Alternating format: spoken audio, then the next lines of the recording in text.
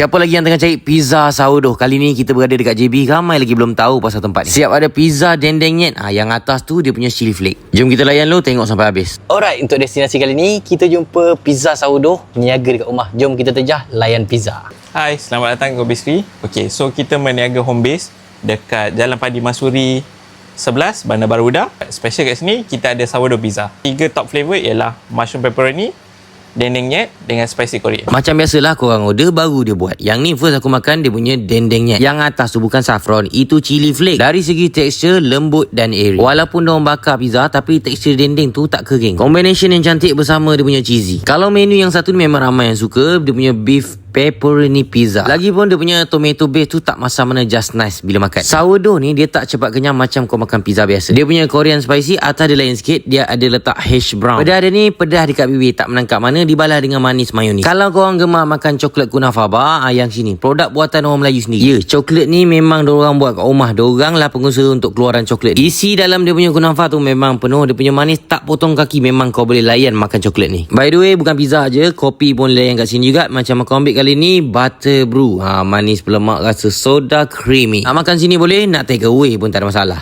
Alright, kita punya operation hours ialah hari Khamis sampai Ahad 8 sampai 12 malam. Tapi kalau kita habis awal, kita akan tutup awal. So kalau korang nak selamat, pre-order, kita akan savekan untuk korang.